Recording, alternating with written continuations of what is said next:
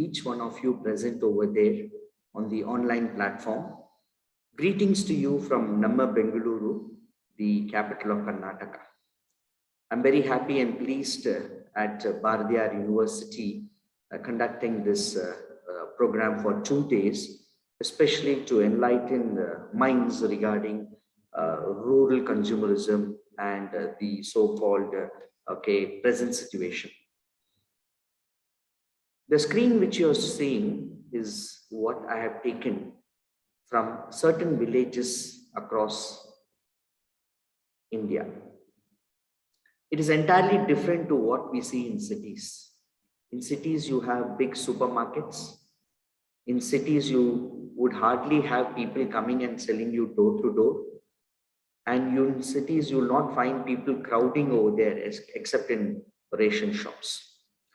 But the rural population, as we know, is close to 70% of India's population. Now that's phenomenal. There is a rapid urbanization happening, but at the same time, the rural pockets are yet untouched. Now, when we got independence, Nehru and Gandhi had different ideologies. Our father of the nation, Mahatma Gandhi, wanted to develop villages first and then move to cities. But then our Prime Minister, late Jawaharlal Nehru, wanted to develop the cities first and then develop the villages. And we are yet to see the development of villages even after 75 years of independence. When I say yet to see development, I'm talking about infrastructure. I'm talking about roads. I'm talking about electrification. A huge lot has been pending for the villages because we take it for granted. And mind you, that villages are more self-sufficient than cities. During Corona time, villages were able to sustain by themselves. Cities could not be able to sustain by themselves. That was the sad part. Having said that, let's go into a little bit of theory. You would have already known about the urban market, rural market, agriculture market, commodity market, right? You would have studied somewhere in commerce, somewhere in economics. And I'm not going to give you a definition of that. But from the economics point of view, if you ask an economics, he will say, a market is a place where buyers and sellers meet. Great, fabulous. He will also say a market is a place where transaction of goods happens. Fabulous. He will say market is a place where there is a title exchange of goods happens. And so first of all, we should know what is a rural area, right? I'm sure that many of you, and including me, I have visited rural areas. In fact, my rural area which I'm talking about is a place beyond Coimbatore, a place by name Walayar checkpost over there, Kodinjampara. Next to that, Eritane Bidi is my hometown where my mother was born. My father was in a place by name Chittoor Ambattupalayam, complete rural area. The nearest town is Palakkad, or the nearest town you have to come is Coimbatore, which is 40 kilometers away. So a rural area, by definition, which we have been trying to define from 1981, because every 10 years when we have census taken place, and so they said 5,000, then they said 8,000, then they said 10,000. So rural area is a place where there a population of 10,000 and less than 10,000. And they are solely dependent upon agriculture, right? Solely dependent upon agriculture, which means there are no heavy industries. There could be cottage industries, and those cottage industries could be heavily dependent upon agriculture. And that is the definition of a rural area. So maybe you could be living in Coimbatore, but then a place away from Coimbatore where there is 10,000 less in population and solely depend upon agriculture could be a rural area. And their main source of income is agriculture products or whatsoever. Because now we are looking at road connectivity across, right? Okay, and as I go through, you'll find it interesting upon certain facts about the rural population. Now, these are some points to ponder. What does this rural population go about? They travel to, okay, buy consumer durables and groceries. They travel, right? Unlike in cities, we only commute. There's a difference between commutation and traveling. Travel is when you travel between two cities, two places, and when you travel within your city, it is known as commutation. Please understand that. So city people commute, maybe from one place to another place, they commute and then they get back their items. But the rural people travel. In fact, they say sometimes they travel 60, 70 kilometers to get durables. When I say durables, I'm talking about consumer durables like TV, fridge, washing machine, and those consumer durables we are talking. Groceries, yes. Maybe they take a trek once a week, okay, to get groceries and come. Now, there's an interesting concept over there. City people would buy in bulk and store it up, whereas the rural people will not buy in bulk and store it up. They will buy in smaller quantities, and that is what I mentioned. So, whatever be the grocery items they want, they will buy in smaller quantities and keep it as and when it, okay, what you call goes down, the inventory goes down, they'll go and buy the items. Now, in Tamil, we say Sanda, Vara Sanda, we say, right? So, most often on the Shandy day, the purchase happens in a rural place. So, people know that weekly once when the payment comes, they will go to purchase on that particular sandy day and buy whatever they feel. Products are not stored but purchased, as I told you. Now, most products are bought in smaller quantities. When some guests come home, they don't mind sending their children to get, okay, go buy a packet of milk and come, go buy a packet of tea and come, go buy a packet of half a kg sugar and come.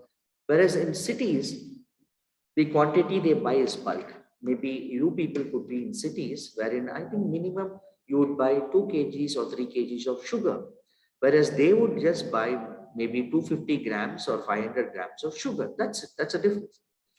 So I would say that the rural population, consumerism, is more self-sufficient than cities. They are more self-sufficient because they get milk at their backyard. They must be having a dairy, or their neighbors would be having a dairy. Vegetables could be grown in their backyard, so nothing to worry about it. And most importantly, there would be small petty shops. Okay, small petty shops who would sell all the products in smaller quantities. Now, that guy could be a local guy as a retailer. His house and the shop will be one and together. It's not different. So his family members also assist him in running the shop. So it is for him a win-win situation for the retail guy in the village because a portion of his house is taken as a shop and he is the king over there. And whatever you want, he will say that, okay, I'll get it in 2 days or 1 week's time. And he will make a trek to the town or the nearest depot wherein he can get items at a concessional rate, come over here and give it. Now, sometimes it happens that the retailer could sell more than the MRP, right? Could sell more than the MRP. How is it possible? In cities, there is a fight. The fight among the supermarkets, the fight against the giants. You have on one hand the Star Bazaar, you on the other hand the Big Bazaar, you have on the other hand the so-called, okay, Nilgiri supermarket. They all try to give lesser than the MRP in the cities. But in a rural area, this retailer could sell more than the MRP because he is taking an effort to go all the way to the town, make a purchase, bring it back in his own vehicle, and then sell it over there. So every possibility that he could sell at a higher price. Now that's very interesting, and these are some points to ponder for you to compare between a rural market and an urban market, the rural consumer mindset and the urban consumer mindset. Now, having said that, there are certain characteristics of the rural market. And first and foremost would be the reference group, right? The reference group. So there's somebody in the village, who would tell them? Who would tell them, hey, you can buy this product, you can get this product, and so they go buy it. I would say that the rural market is not okay, uneducated, not illiterate, but they are not aware about the products and services which are available. So it is this reference group, which could tell them about which product to buy, what to do with the product, how to use the product or something like that. But nowadays the rural consumers are aware because they see it on television. You know how the cable network has improved across the country, right? And so they have a lot of information about products and services, and they are matured enough to take a decision. The next important thing is occupation. The occupation of the rural market, as I told you, is purely into agriculture. But there could be some teachers, there could be some prominent people who could, okay, what you call, influence them to buy a product, right? The media habits have changed. There was a time when this rural market looked only into radio. Then radio got changed into television. From the television of DD channel watching, it has gone to multiple channels. Now you know, okay, what is available with a set-up box at home. And now from the television, it has moved to the so-called cell phone. When Jio entered, when the other players also had reduced on the so-called data, everybody started viewing it on their cell phone itself. So that is where I said that the rural market is also matured enough as consumers.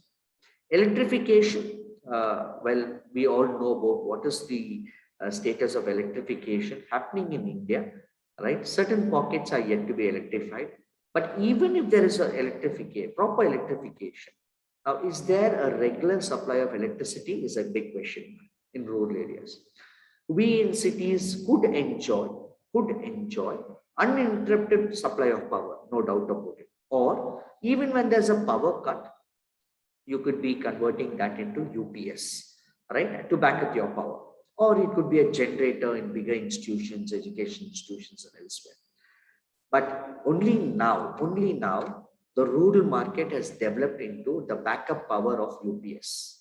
Please understand, they are yet to grow into the generators category over there. So electrification is another characteristics of rural, and then the other variables which surround them. What is their location? What could be grown in that particular area? How feasible it is for them to go to the town and come? What are the modes of transport available for them? How often can they travel for medical facilities? All that are other variables which they would spend. I'll give you an example about the other variables. I live in a city wherein I spend nothing to go to an ATM. In fact, the ATM is within my university premises. There is not one ATM. There is 5 ATMs within my university premises. When I say 5 ATMs, it's very less for the population which is there in my university. There are 18,000 students in my university with 600 faculty, with 1,200 non-teaching staff. So the number is close to 21,000. For 21,000 people, there are only 5 ATMs. And so my cost of going to the ATM is very less, right? I just have to take my lift from the 4th floor, go to the ground floor, the ATM is available for me. But for a rural population, the nearest ATM could be 20 kilometers or 30 kilometers away, right? Even when they go there, the possibility of doing a transaction could be least. Why? Because there could be no cash in the ATM, or there could be some or the other problem over there. So the rural consumer is always belted. He has to spend more for a transaction. Please understand that. Even when the farmer makes a produce, in order to sell it, either he has to sell it at a lower rate within his farm, because some people will come to his farm and take his goods and go, or he has to spend money for a tractor, get it to a shanty place, or get it to a wholesale agent place, and then he has to sell it at a lesser price. He has to bear the cost of the tractor and everything. So this is what is biting our rural consumers. Please understand that. Now, having said that, the rural road ahead, door-to-door selling can be a viable alternative. I have seen whenever I go to rural places, that people come in earlier cycles, they used to come to sell things. It could be a vessel seller who dumps all his vessels in a cycle, packs it and brings it to sell vessels. Or it could be the fish seller who comes door to door with his moped, TVS 50 or TVS Champ or whatever moped is there. The earlier it was Bajaj MIT scooter which was there. He used to come to sell door to door, right? Door to door campaigning is very, very effective in a rural place. Why? Because once a week only you would come and you would dump your products and go. You would sell your items and go. Now, consumer go to the nearest cities to buy durables. That's what I mentioned.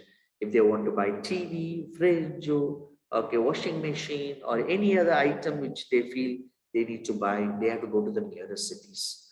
And it is not available at their doorstep. Whereas we at the cities have been enjoying a luxury life. We can have choices. We can go from one place to another place, compare, and then see who is able to get a better discount and go. In a rural place to travel, right? You are dependent upon not on your own vehicle, but on the public transport. When I say public transport, it could be a share auto, it could be a mini bus, it could be an state government bus, which comes maybe twice or thrice in a day. You trek on it and go to your place and then come, unless until you are blessed with your own moped, with your scooter or whatever it is.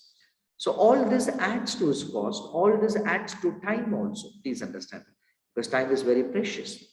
Now, companies must promote a common retailer in one village. When we say common retailer, now this retailer is in charge of selling all the goods and products. All the goods and products, irrespective of whichever brand it is. But you would find in some places, in most of the places in urban cities, right? Okay, if Coke has put a board over there for a particular tea shop or a cool drink shop, Pepsi cannot come and keep it over there. Or if Pepsi has made a board over there, then Coke cannot come and keep it up over there, right? There is always a fight, okay, between them. But when it comes to a rural place, they will not fight as long as the product has been sold. They will not buy their product also being along with the other products over there, because there's only one or two guys in the village who would have a petty shop, who would have a grocery shop to sell. So the advantages for the retailer to get what he wants and sell it, right? Of course, he cannot sell it like what it's been done in the cities, but in a slow and a phased manner. And so some concessions are given to him, right, by these companies. Come on, take my product and go. You get 50% concession, 50% when you return the product, you can pay me or something like that. Important to make FMCG, when I say FMCG, fast moving consumer products. I happened to work for one day with Hindustan Unilever Limited. Now it is Unilever Limited. Okay. I was talking about HUL, Hindustan Unilever Limited. One day I went as a marketing guy. That this incident happened in Trichy. I hail from Trichy. Even though my father was working at Staines Tires at Racecourse Road, he later relocated to Trichy and I was born in Trichy. So my first trip was to a rural place, a place hardly around 10 kilometers away from Trichy. And when we were going in the auto, when I say auto, it is an old rugged auto. You never knew when the tire would come out of the wheels attached over there. The tire could come out. It was a rugged auto. I was sitting on one end trying to balance myself in a seat where only one person should sit. Three people of us were there. The driver, the guy from the distributor, and I'm from the company as a marketing agent. I'm not naming this village. When we went to that village, there was a commotion at that particular retailer shop, at that particular petty shop. And two people, the shopkeeper and this guy, the customer, was arguing very much. So finally they said, see, the company person has come. Whatever grievance you have, you show it to the company person, and fingers were pointed at me. And I was just a first day employee in company along with the distributor. Now the problem was the customer had come to the petty shop. He had asked for a jam packet.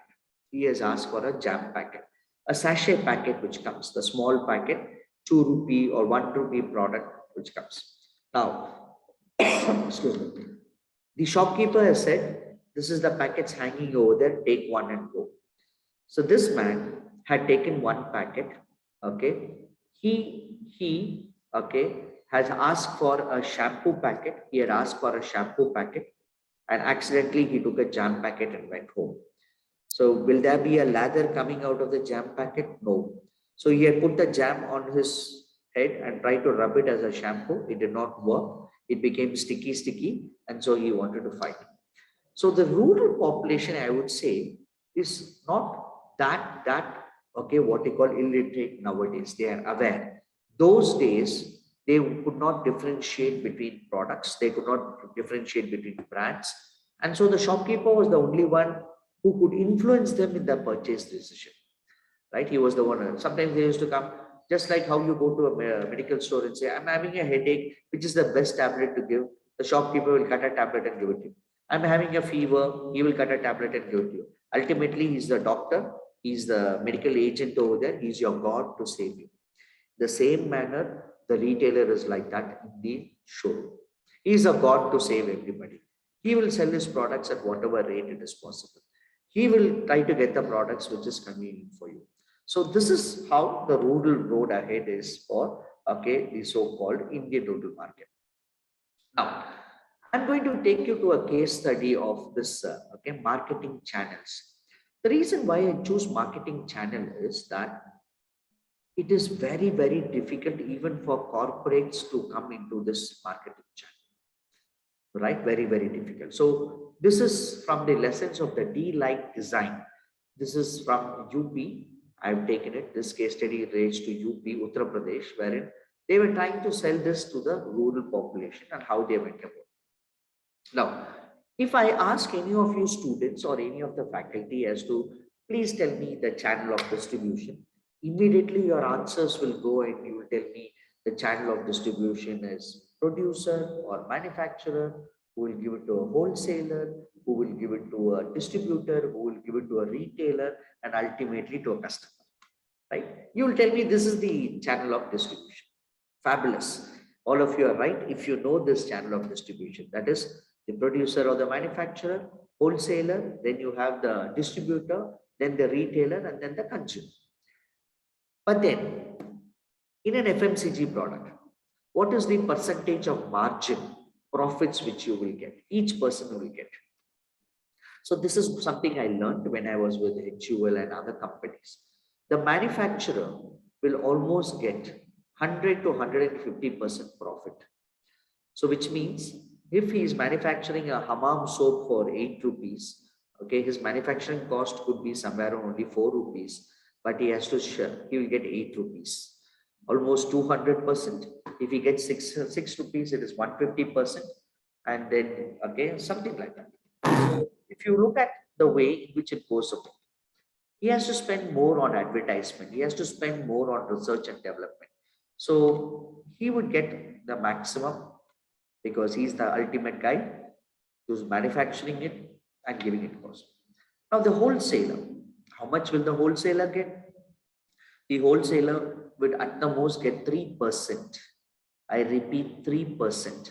But the stock he moves from the manufacturer would be bulk, When I say in bulk, it would be maybe 1 crore rupees worth of stock he moves. 1 crore, super stockist we say. Super stockist, super wholesaler, super stockist. In FMCG, they say that. If you look at ITC, they say super stockist. Maybe 1 crore, 2 crore worth of goods he'll take. So on 1 crore, 3% is 3 lakhs profit. So if he's able to do 10 crores of sales, okay, 10 crores of sales, you can imagine he would get, okay, close to 30 lakhs as profit over there. Absolute profit, okay, but you need money, you need go down, you need facilities to have the store. Next comes the so-called distributor, right? The distributor will be once again taking from the wholesaler. He might be moving stocks only in a few lakhs of rupees. So his profit margin is 8%. 8% of the margin of the stock he moves from the wholesaler. So he might take maybe 40 lakh worth of stock. Okay, so 40 lakhs worth of stock, he would get around 2 lakh rupees, right? 8% is that much, 2 lakh and 40,000 rupees. That's it. Okay, and then we come to the retailer. Now, the retailer is the one who will get the maximum margin down the line, because a hammam soap which is costing 12 rupees, right? He will get it for 10 rupees, he will get it for 9 rupees 50 paise and sell it for 12 rupees or something like that. So he might get more than 10 percentage of profit, and that's how he has to go. But in an urban area, you can follow this channel and go good. But in a rural area, it is very difficult for you to have a proper channel of distribution. It's very difficult, right? Because you cannot have a separate automan, auto driver, sales guy to go and dump your product in villages. The reason, each village is far away and you have to go. By the time you go on a single day, you might be able to cover maybe 5 or 6 villages, maximum 10 villages. But in an urban area, you'll be able to cover at least 25 shops in a day. 25 to 40 shops you can cover in a day, almost 3 times what you can cover in rural area. So the challenge is, what could be the correct channel of distribution which you can have. Now, most of the time, it is the retailer at the village who will come to the place and buy and go. He will come, make his purchases, and get back the goods and go back to sell it over there. Right? Okay. So let's go into this marketing phase. So there's this background of this. Now, I'll be giving you some books, but I thought it is right to mention about late Sri K. Prahalad. Right? Now, Sri K. Prahalad G was from Coimbatore. Please understand that. He was a management guru who later settled down in the USA. So he said, if we stop thinking of the poor as victims or as burden and start recognizing them as resilient and creative entrepreneurs and value conscious, okay, world of opportunities open up, okay, will open up. C.K. Prahalad mentioned this. I have to quote, don't worry, I'm going to give you 10 books on rural, okay, what you call consumerism, which you can read. And these are success stories. Later part of my presentation, I'll do it. So having said that, okay, we move into this particular topic. Paul Pollack said, affordable devices like treadle, pumps, drop irrigation, combined with the last mile supply chain, has helped 20 million people moved out of poverty as a result of ID's, okay, work alone. 20 million. 1 million is 10 lakhs. So 20 million is 2 crore people were able to come out of poverty because of this. Right? Okay. So how do they go about with that? Now, many people in rural Africa and in rural India also do not get access to grid electricity. Even if there is access, then we have power cut and everything, right?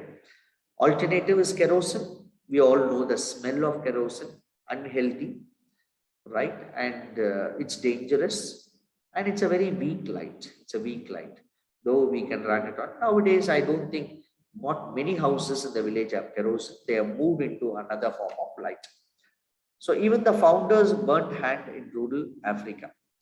So they tried it in Africa, but then they couldn't do much over there, and so they are. Affordable bright lights for rural consumers. Why? Because it could promote your health and your livelihood. Please understand, when you're reading certain things in the night, you should keep a full bright and then read. Don't read it in a dim light, then your retina will start have to strain more to read those contents. So it is always better if there is a full brightness so that less of your retina can be saved. Now, this was founded in Stanford School by Sam Goldman and Newt Dozen. Those are the two individuals. So what did they do? Now, they came up with this light, right? You can see there, powerful spotlight. It is something like a mobile charger also at $35. Now, there's something known as great performance, okay, wherein you have something like perfect to light a room at night for $15, and then ultra portable and ultra affordable, designed to appeal to children, okay. For a smaller lifetime, it's about $9. These were the products, D-Light products, they said, okay, which they came up with. You can see over there. So benefits of cooking with the D-Light, okay, was a safer cooking. You know what is there, what are you putting inside, more effective study. And they had increased time for business activities. I'm very, very proud to say that the Kongu Nadu, that is the belt consisting of Pollachi, Coimbatore, Erode, Tirupur, Palladam, Kangayam, okay, and also Karur. The whole belt is a textile belt, right? You call Karur as a city for bed sheets and bedspreads. You call Tirupur as an inner garment city or t-shirt city. Erode also in the same manner, bed sheets and whatever it is. And Coimbatore, known as the Manchester of the South. The whole place is interconnected over there. And mind you, every house is like an entrepreneur over there, right? The house will be there, but then there'll be some business activity in the house. I have never come across a belt which is having so much of, or even ladies driving bikes and going, right? They driving cars and going, right? And they become self-sufficient rather than to go and work under somebody. They will become self-sufficient. And I feel there's some research study which has to do on the entrepreneurship skills of this belt alone, right? You don't get that many people coming into the entrepreneurship in maybe in Tanjavur or Trichy, okay, or maybe you go to Nagapattinam, you don't find, but you find it more in the Kongu belt over there, that people who like to start a business and they to sustain on their own. So with this light, there was some increase in the business activity. Okay, just like how we have 24/7 manufacturing facilities which are available in Coimbatore, Karur, Erode, and these places. Some factories run 24/7, right? They don't stop unless until there's a real need to stop it, because you have technology which has come in such a manner that you can run your premises 24/7. Okay. Now, how can a company attempting to enter a rural region in an emerging market with a new product or service and an unknown brand create a sustainable business? Now, that's very well. You can sell anything under the sun. Please understand that. You can sell and keep going. You can sell and keep going, no doubt about it. But how do you create sustainable business is the big question. That's a big challenge for you. Please understand that. Anybody can do business under the sun. Please understand. Doing business is not a big thing. But doing business in an ethical manner, doing business with integrity, doing business with honesty. Now you'll tell me, sir, then where will profits come? No. The Tatas are doing business with all these things, with ethics, integrity, and honesty, and they have more than 150 companies under their banner. It all started with one company. Say example, ITC, right? ITC. You take Wipro. What was Wipro doing first? Anybody? What was Wipro's first product? Anybody from the audience? You can type in the chat box. What was Wipro's first product? You'd be surprised to know Wipro's first product was sunflower oil, Vanaspati oil, exactly, right? And now you see different verticals over there, and they are into business. If you look at Yardley powder, I do not know whether you have seen that brand, but that brand is available in every store, Yardley powder. It is a UK-based company. Wipro has bought it. When did they buy it? 10 years back, they bought it. It is still manufactured as Yardley powder only, and Wipro owns it, right? Sustainable business is what we are talking about. Please understand that, right? You can do business, you can get away out of it, just for the time being, earn money and get out, right? We all know there was one phone which came, Freedom 251, right? I don't know how many of you remember that. That was the biggest scams, Freedom 251, which came. They just asked people to book for the phone. Okay, pay 251 rupees, book for your phone. Later, you can pay another 250 rupees. With the 251 rupees, he ran away. That's the mother of all scams, and still we do not know where the person is. Just like Vijay Mallya, just like Nirav Modi, just like the other guys. Okay, let's come back to our. Now, the framework is this. As distribution is a very, very difficult one, and to convince the customer, right, they had to do that distribution network design.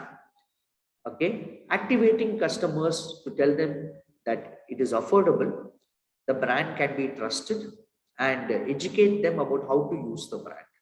As I told you earlier, it is not that the rural market cannot afford it, they can afford it, but most of the time they do not buy it because they do not know, have the awareness about it, So once they were able to convince the customer about the affordability, educate him about the product, and with the brand trust, they were able to push the product to the consumer, make him buy the purchase, and then with after sales service, maintain the customer.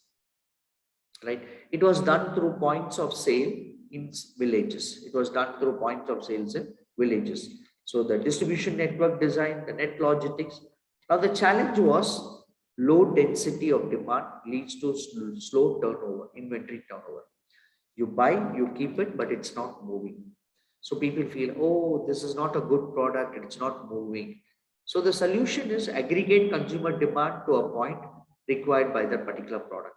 Rather than keeping different points over there, they kept one point where people can come. And so the demand at the one place is all of a sudden, wow, there's something happening in that shop over there.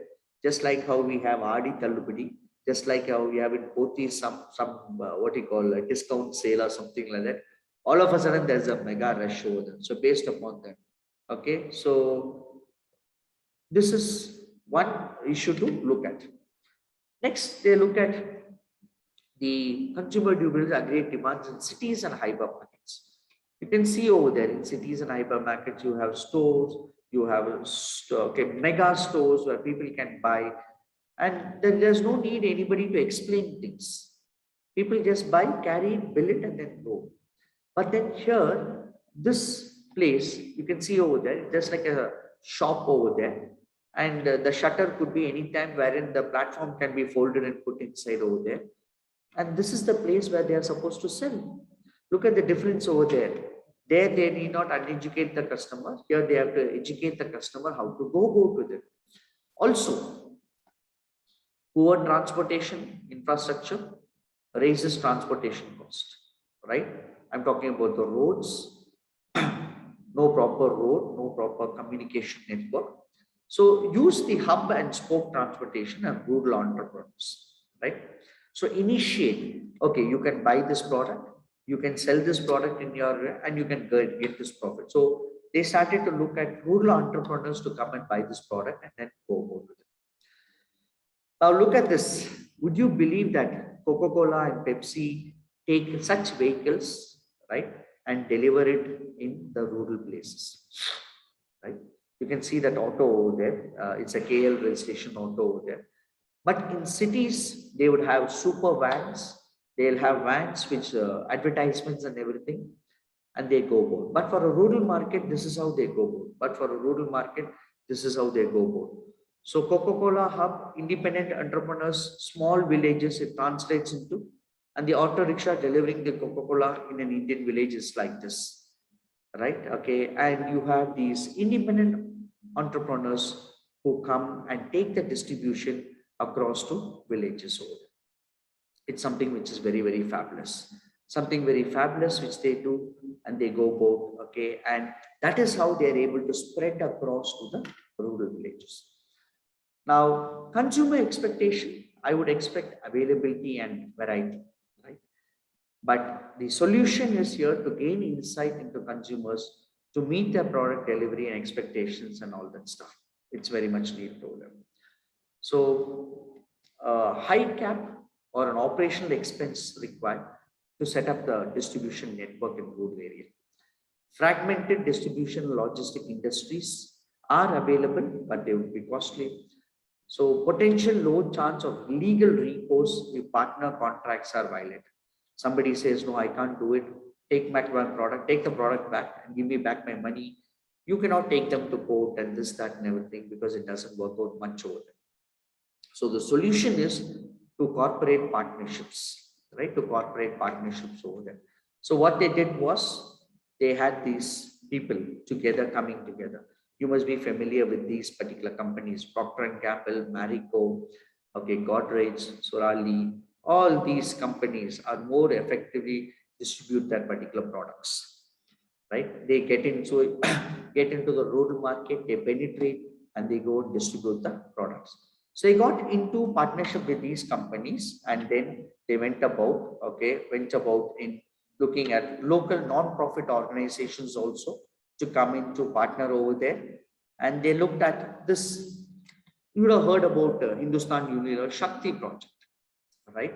So self-help group, it was used, okay, and to penetrate into the deep, small villages of rural India, women buy the product with cash from Unilever and then distribute them to the nearby villages, right? Shakti employs around 40,000 women entrepreneurs. That's a huge, okay, I'm talking about only a few states. A women entrepreneur delivers the Unilever products in rural India. She cycles on her own, she goes, delivers the product, and she takes a margin out of that. So this was a network which they followed along with, okay, selling the sale likes. Now, business to business sale model also was done. How did they do that business to business model? There is a rider company, right? Okay, sales. There is a carrier company which does the distribution over there. Now, you must be wondering what it is about. Now, the bulk sales to the carrier company is done. The bulk sales to the carrier company is done. Okay, and manage a few relationships with them. He manages the distribution network. Now, lower visibility into the end consumer. This is something very, whoever thought that a kitchen and a courier company will join together, right? A kitchen and a courier company will join together. I'm talking about Swiggy. I'm talking about Zomato. Then all of a sudden we said there is something known as Donzo to go and deliver products over there, right? And so a lot of lot of permutation and combinations has been happening in the global market. Who's going to deliver what? I would take the delivery and take a small fee from you. I would also take a small fee from the customer. Oh, or the customer is not ready to pay, you pay it from your end. For Donzo, you have to pay it from your end right away so that the product can be distributed, can be taken and given over there. And Donzo is one business wherein, it's doing fabulously well, right? You have riders who just come and pick up your item and then go and give it to whomever you need. And that's how they connect people over there. So this is one thing. Another one which they talk about, rider company making sales and a career company going for distribution and everything. So the internship enabling the new channel. I'm talking about the state of Uttar Pradesh, where there are 200 million people, half the size of California, right? The so-called Silicon Valley over there. Per capita income, $294, and most residents do not access to grid electricity over there. So these are some statistics which they looked at. D-Light set up a distribution network in UP and to supply solar lamps into small retail stores. Okay, initially they failed because of the high distribution cost and low consumer demand.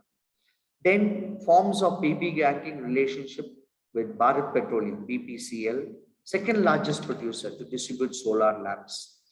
And then they went along with that with strategies along with BPCL to sell solar lamps. So you can see over here, we all know about Indian Oil, we know about BPCL, we know about HPCL, right? Okay, so it has 218 watt gas retail stores in Uttar Pradesh. Each store serves thousands of consumers, effectively aggregating the demand for D-Light. So these products were set up over there so that they can be distributors for them. So in petrol bunks, you get stores. Am I right? In petroleum, all of a sudden you find stores, you find bookstores, you find hotels. All that did not happen 30 years back. A petrol bunk did not even have a shelter earlier. Now it has. Now BPL sells most of its FMCG consumer goods in retail stores in order to have other non-oil revenue stream, and D-Light products are sold as a part of that particular program. It's kept over there for the sales to happen over there. Okay.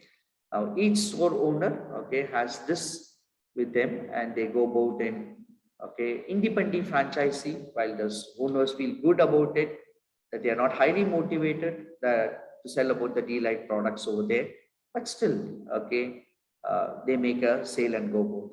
Now, I'm going to stop here. I'm going to stop here and ask the organizer to play the video which I sent. I'm stopping here. I'm stopping here. I'll stop my presentation over here.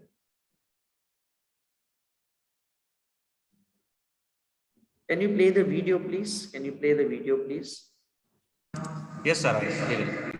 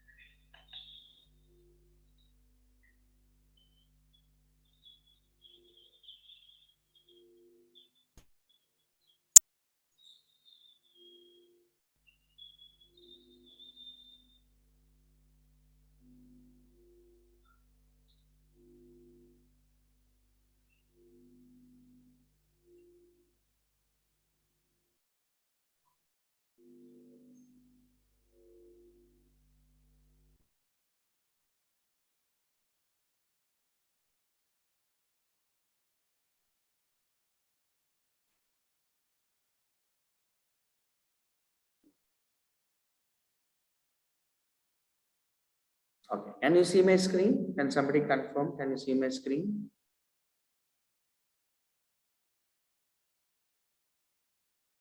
Can somebody confirm? Can you see my screen?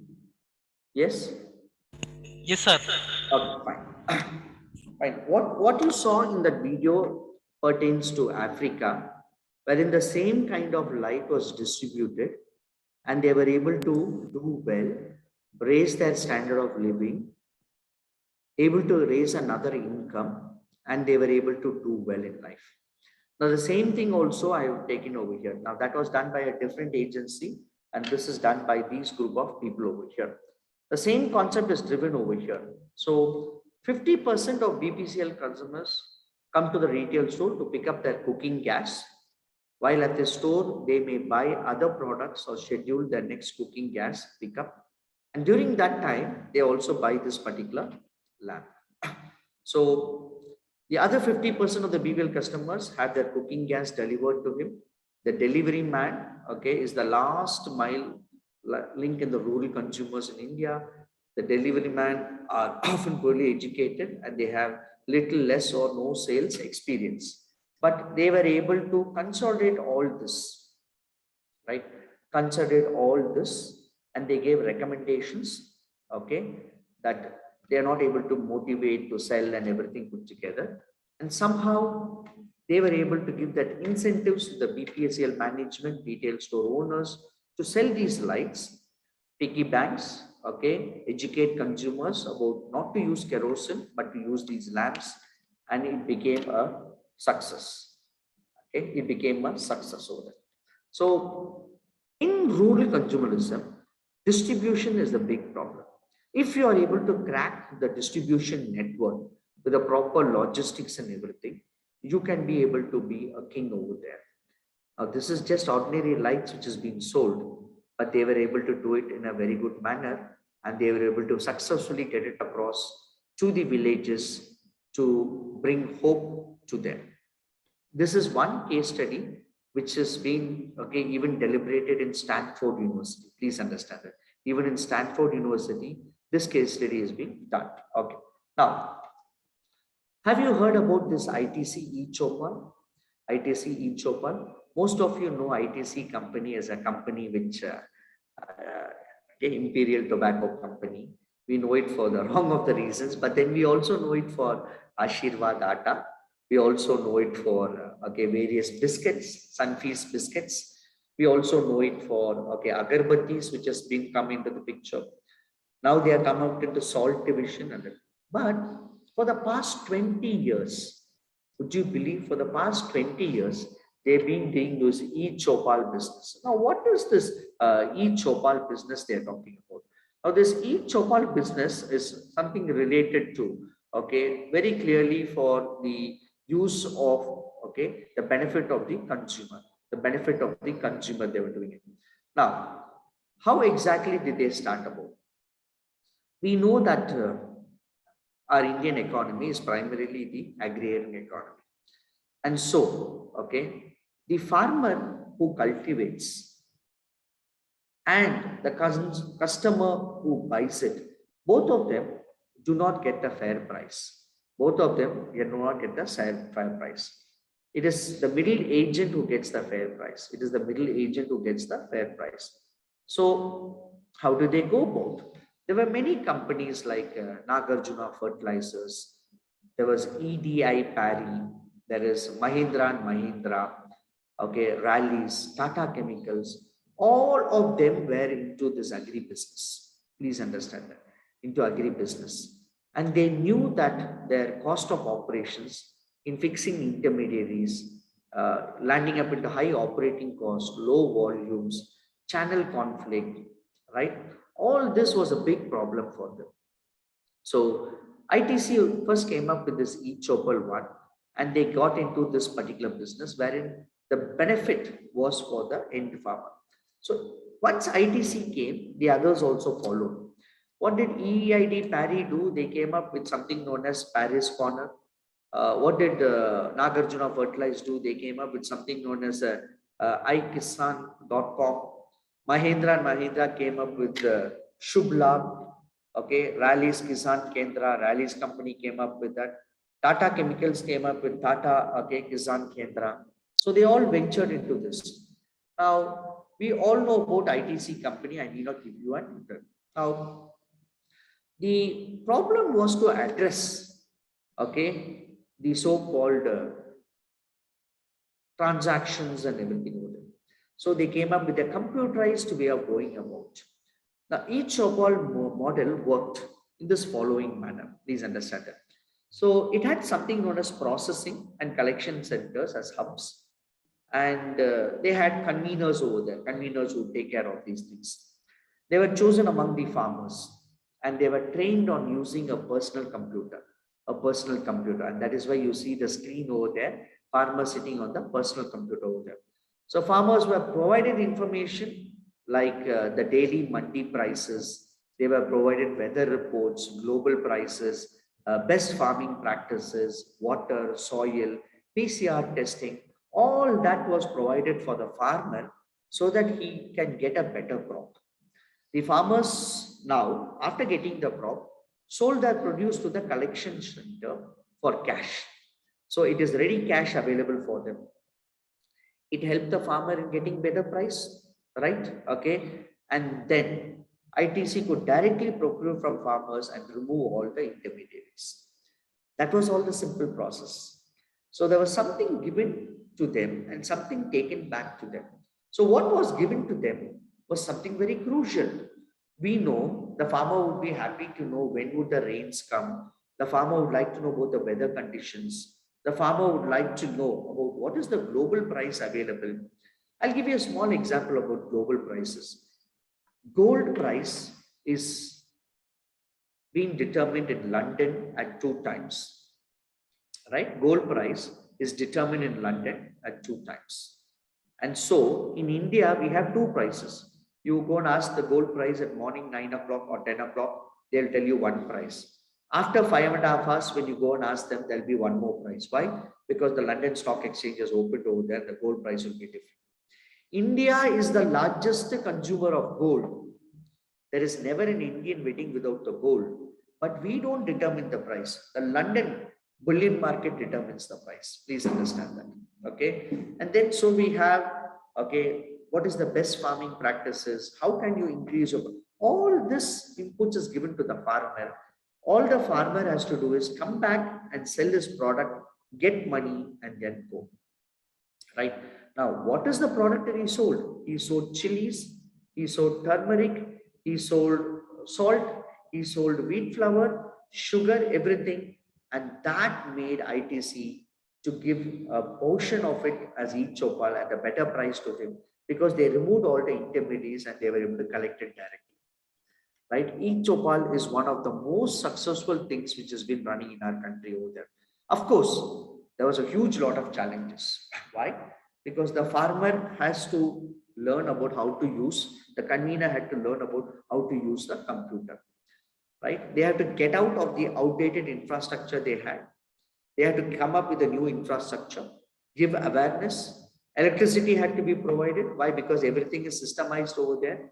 And the farmers felt confident in working in front of a computer to get their prices and everything. But then ITC was able to gradually overcome all these problems, including upgrading of the telephone lines. Okay, whatever technical issue was there, they were able to solve their bandwidth problem and everything put together. And so the future is very, very clear on the success of this e-Chopal model that many companies started taking on this. Right. So this is one good thing which all of you should know about this e-Chopal model. Now I'll quickly go on to the next one. Give me a second. Okay, I'm not able to close my screen.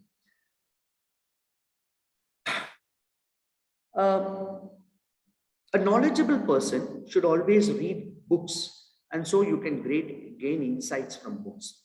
Now today's topic given to me on rural consumerism, I just went across and found that these are the books which are available in the market for you to know and study about rural consumerism. Like the first book which I'm going to tell you is about Jugaad Innovation. Okay, Jugaad is something like a Hindi, Sanskrit name kind of thing. Jugaad is something like a confused. See, in India, we Indians comfortably can go without a traffic signal. In America and Singapore, they'll come to a standstill. They will not be able to adjust and go without a traffic signal over there. They look at lane discipline and everything. In India, somehow we adjust and go about it. So this book is about a frugal and flexible approach to innovation for the 20th century, right? And so this book, we look at places like India, China, Brazil, with a new approach of frugal and flexible innovation. We know about the so-called countries, upcoming countries, which is there. Okay, and one of them is India, Brazil, China. We also have Indonesia now coming into the picture. Okay, and so we call them an allied group of nations. So this book tells us about how innovation could flex these countries to become more powerful.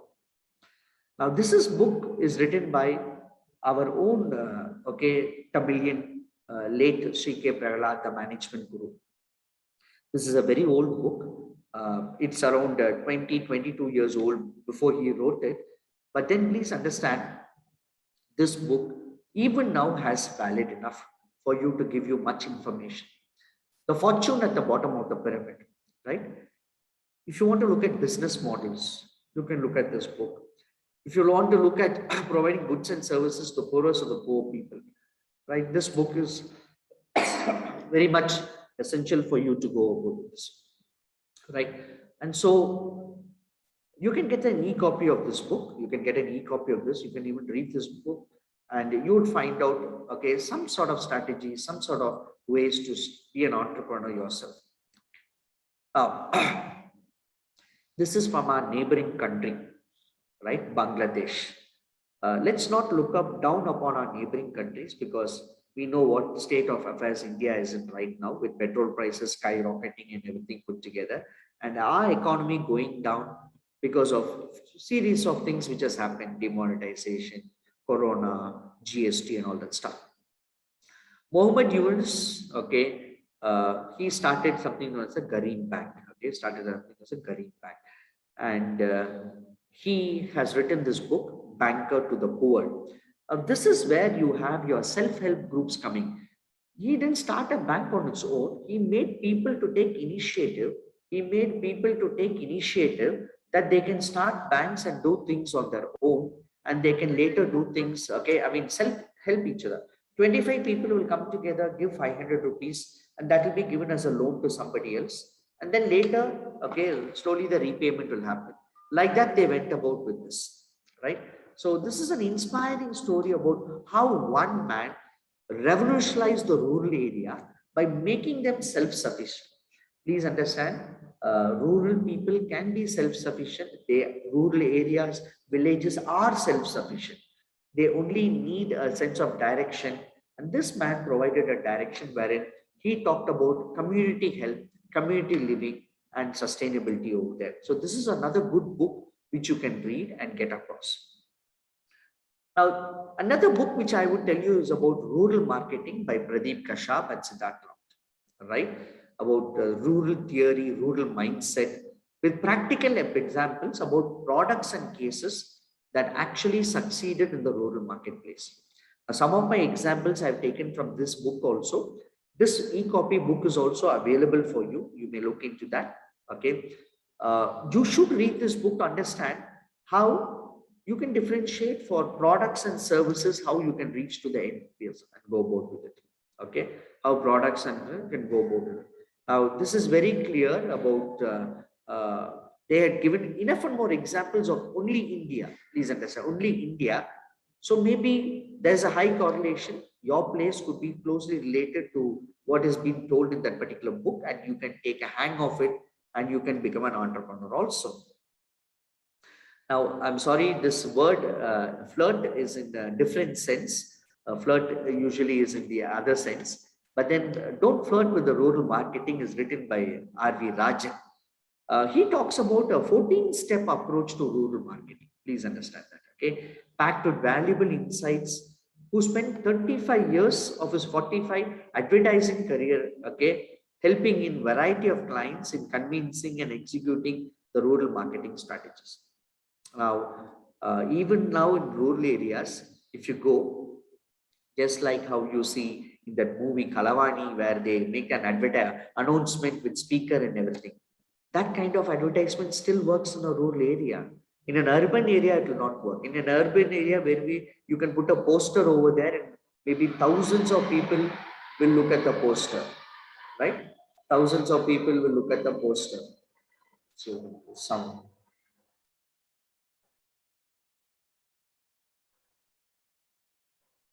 Okay, that was a fire alarm. But in a rural area, door-to-door campaigning, flyers, okay, that kind of things, because asking them to come to the shandy shop, that would work. So this man gives us beautiful insights as to how you can go about with rural marketing, okay, and how to go about it, conceiving and executing your particular project. Now we are like that only by Raman Vijayakumar. Okay. Now, this is something to do with economics, demography, history, culture, philosophy, good old common sense, right? And so he talks about how diverse Indian consumers. The same advertisement is played in Tamil, is played in Malayalam, is played in Hindi, is played in Kannada, is played in Telugu. Why? Because we are a diverse country, right? And we don't have a what you call official language as Hindi. We only have as what do you call common language as English, a communication language as English. Please understand that there's a difference between an official language and the other one. So he talks about how company's fortune can be billion plus market over here. A small idea could ignite you to make a billionaire over there. I have some of my students who have come into entrepreneurs and they're doing very well over there. The Remembered Village by M.N. Srinivasan. He talks about the portrait of his own village in terms of the integral part of the political and historical institutions, right? And he is talking about the complexities of intercaste relations. Okay, how we are yet to come out of that stigma, social stigma of branding somebody with caste. And so, because even now, some advertisements immediately there's a politician who says, no, that advertisement should not be like that, right? Okay, we still have what you call opened statements given regarding certain movies, which I will not name because you never know what is right or wrong in a particular movie. A lifetime incident could be taken in a different format also for the commercial part of it. I will not touch upon it. But nevertheless, we are yet to move from a society which doesn't look into your caste, creed, culture, or religion. We are still stigmatized with that. Having said that, then we would feel that, oh, certain people should not certain use products. And if they use it, then they are not of our particular standard. So either they have to give away the product or I have to give away the product. And that's the scenario which we talk about. Mud, Mirror, Thread, Folk Traditions of Rural India. A very nice book by Norrell Fisher.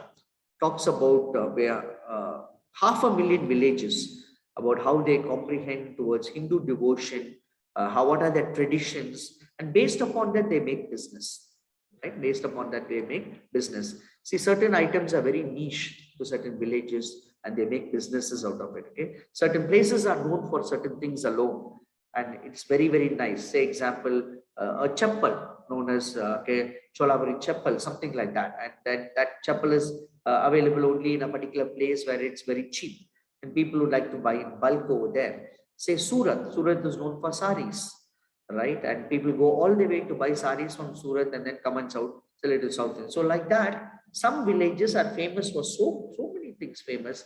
They are not come out of their circle. So if they can come out of their circle, they can make a big business. So that is what he talks about, Mud, Mirror, and Thread. Okay, this. The last book which I would like to mention is about marketing to rural consumers, right? Now, this is something related to IIM Kozhikode, okay, and this book is in a compilation of papers presented in forums like paper presentation and everything on consumer behavior channels and everything. And so implications of the rural consumer behavior, rural marketing strategy, you'll get a lot of insights into this particular book, but mostly it is about publications and paper things related to it. So that is from my end. I have finished my talk and I'm open in for question answer sessions. If you have, this is my contact number, contact email ID, my personal email ID and my Christ University email ID. If you wish to contact me, you can contact at these email IDs.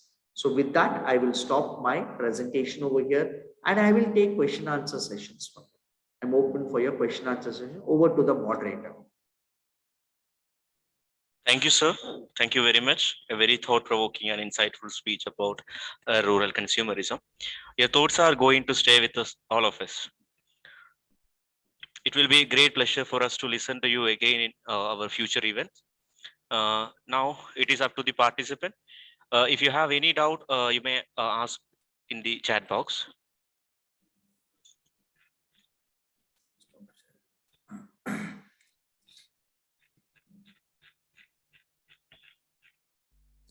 I'm not able to view the chat box, so let me see where I can view the chat box.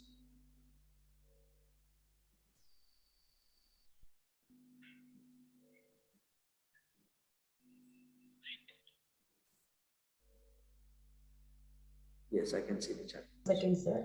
Yeah. Yes, any queries, Nabil? No, ma'am. Actually, in chat box, there is Yeah. no queries. Okay. Dear participant, you may ask if you have any queries in the chat box.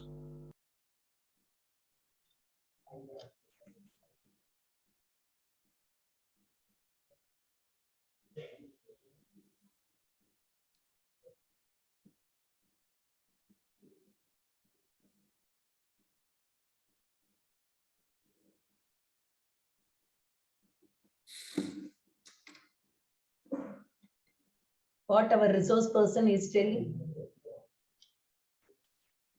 Sumati ma'am, Yes, sir. I would in fact appreciate you for conducting such a seminar, being at Coimbatore, and that's why I've drawn my inspiration to Coimbatore also, because Thank you, being a sir. tech Definitely, before this project work, definitely again the a lot of people come to who will Coimbatore be for invited. urbanization. And very aptly you have conducted this, and people should know that staying in a rural place is more blessed than staying in an urban place.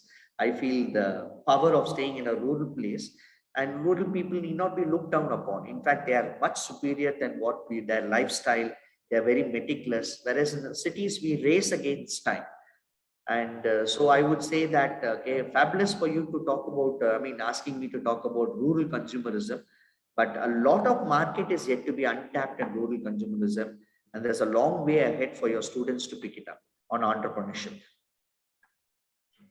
Excuse me, sir. There is a query by Anand Baira. Is there any company entered into water marketing in rural areas?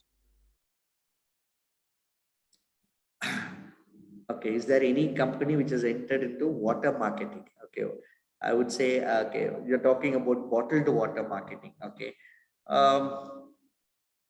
Most of the premium brands have been extending their product to the rural market.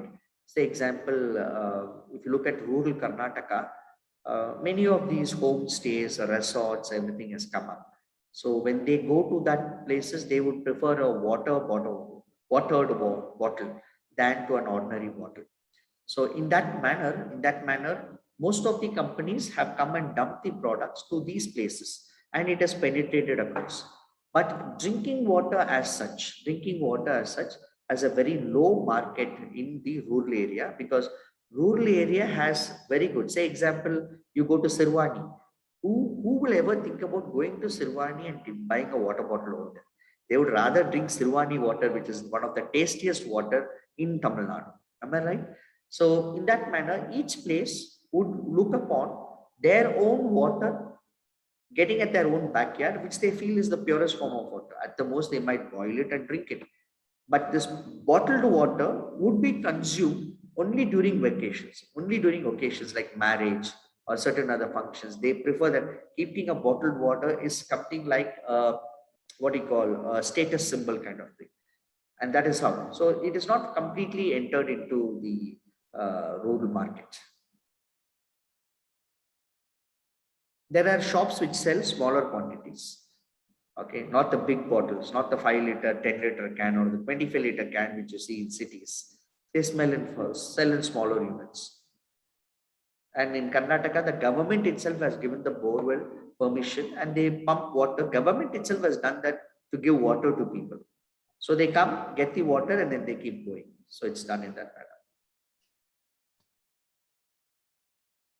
Sumati ma'am, I'll be forwarding these slides to you. You can use it for the benefit of the students. I'll be forwarding it to you right away. Definitely, sir. Welcome. Yeah. And I would prefer that I will also send you a link. Maybe I'll type it on the chat box for everyone. Please note this particular link. Okay. Sir, there is a question from the chat box. Okay. From Amrita Rajkumar. Sir, nowadays self-help groups are also empowering rural entrepreneurs like Kudumbashri in Kerala. Okay. Yeah.